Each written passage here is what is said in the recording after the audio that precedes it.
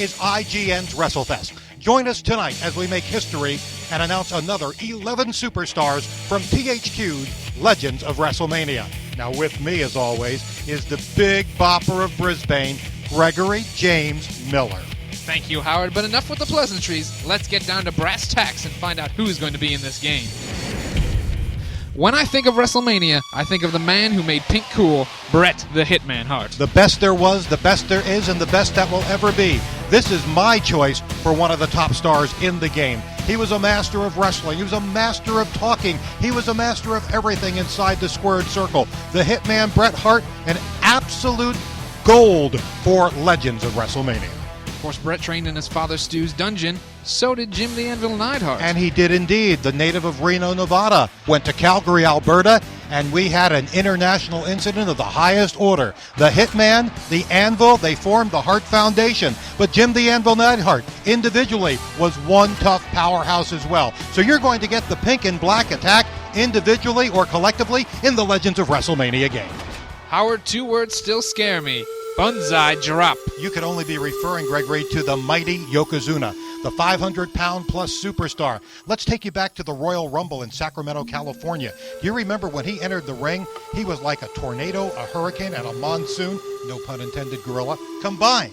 He was another individual who, despite his size and prowess, was quick as a cat inside the squared circle.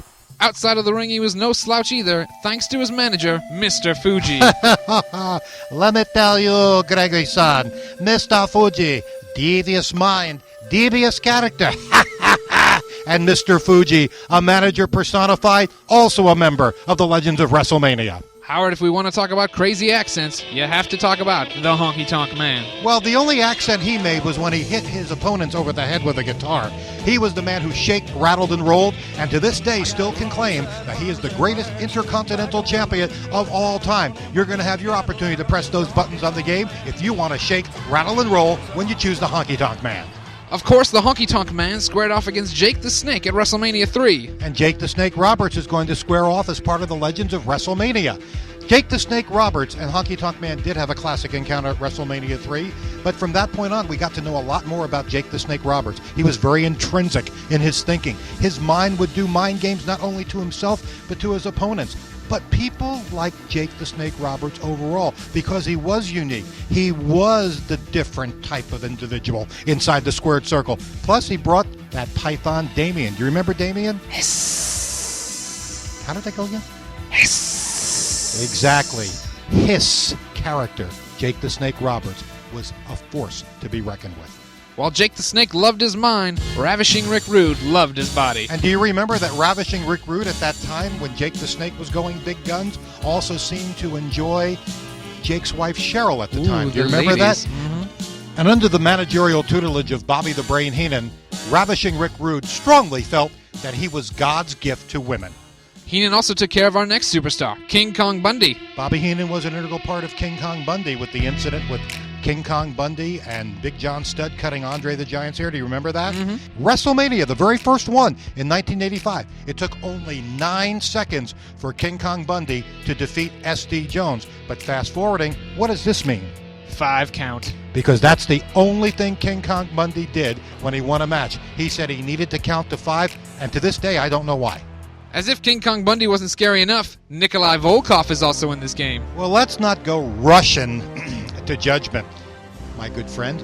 Nikolai Volkov was a tag team champion co-holder with the Iron Sheik, but Nikolai Volkov also made my life somewhat miserable back in the day. Every time I would announce Nikolai Volkov and I would then leave the ring, he would stop me and basically in no uncertain terms say, I want the fans to rise and respect my singing of the Soviet national anthem. With American Idol in today's genre, I think he would have been a dismal failure. Mm-hmm. While we're talking about foreigners, let's talk Kamala. From Uganda, the Ugandan giant.